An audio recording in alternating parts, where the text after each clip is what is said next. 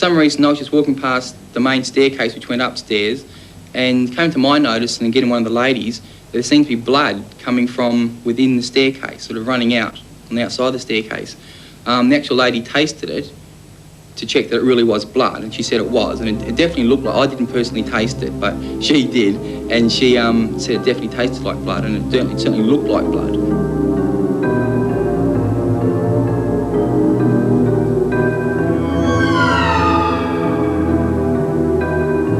It was trickling out at probably a constant rate. It sort of, if I was sort of to try and give you a quantity, it probably would have been, probably, if I mopped it up, I might have probably filled a full face cloth type thing if I mopped it up. Well, the worst thing that happened there, we had a little girl there, and she was playing, running along the hallway. And the next thing she screamed, and because when she came down to us, her wrist was cut right open. Terrible gash she had. The girl was actually somehow thrown through the window, arm first. She, I think, memory search, had 12 or 15 stitches inserted in her arm.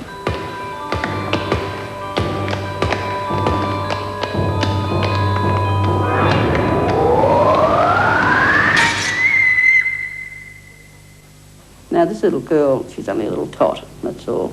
It would be impossible for her to fall and her arm to go through that glass. It was too high for the child. How high was the glass from the floor? Probably at 3.5 to 4 foot. How tall was the girl?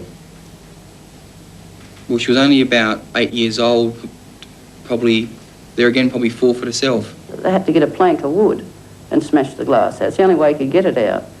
So we couldn't work it out. Did you only hear the moaning the once? No, the moaning was every night. And it even got to the stage where a couple of afternoons, where I was left with the children by myself, a couple of children, it continued then.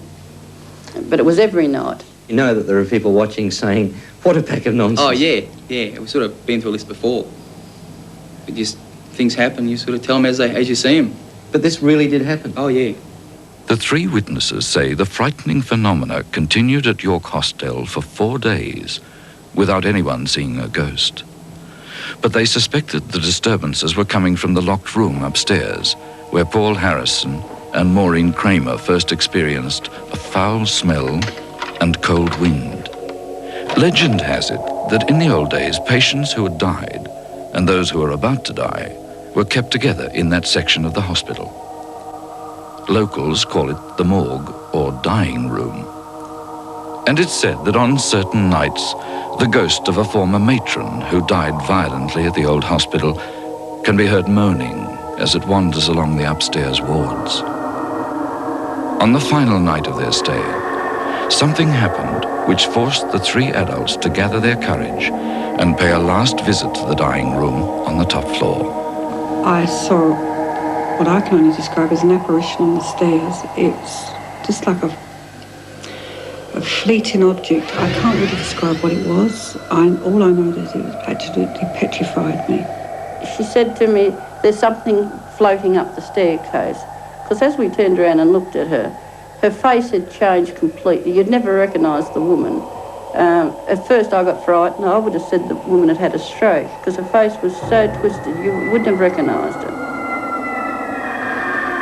Apparently, from what I can gather, I knew nothing else for a few minutes, and then we heard this almighty bang. An extremely loud explosion seemed to come from, very close.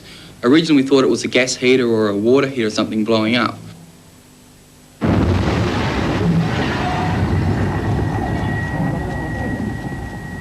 I had to investigate, I couldn't work it out. But I only got to the second landing and a terrible feeling came over me, like pins and needles, and I couldn't move. And you felt very, very old, like you've aged. I felt like I'd aged. But then the pins and needles left me, but I didn't continue. I came back down.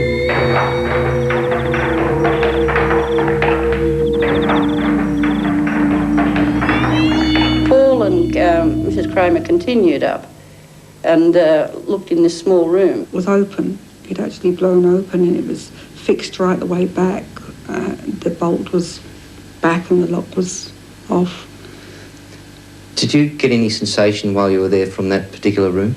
Yes, I couldn't put my foot over the threshold. I felt nauseated every time I went near the place. It was uncanny. It was only a very, very small room and it didn't appear to be anything in there, but the smell was still in there. I was going to go and ask for help to take these children out that night because I said I can't stay here another night, but we had to. There was nothing more we could do. What did you in fact do then? Well, we all went into the one room. I know it's going to sound silly, but we had, one of them had a baseball bat, cricket stumps, and even one of the ladies had a can of pressure-packed fly spray. I know it sounds so stupid. What we're going to do with it, I don't really know, but then we had, well, everything was quiet for a while, and then this friend was with us. She was laying on the bed and she started screaming out, "They've got me by the throat." And of course we said to her, "Wake up, you're having a sleep," but she wasn't asleep. And because when we turned the light on, I said, "You've only had a sleep." I said, "It's been too much for you." But when we looked, there's definite marks on her throat. And of course I think that was the last straw. I mean, that definitely, she said she had me by the throat and there was definite marks on that woman's throat.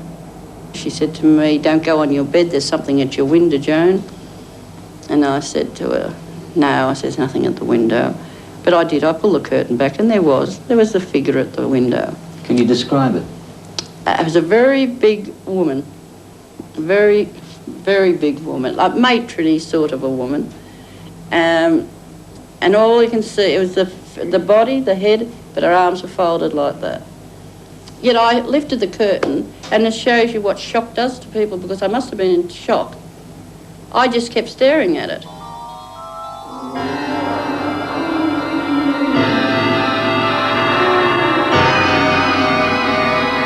Then I put the curtain back, and I said to him, "There's nothing." No, I thought, no, I'm not seeing it. So I laid on the bed, and I thought, no, I've got to look again. And I did look again, and it was still there.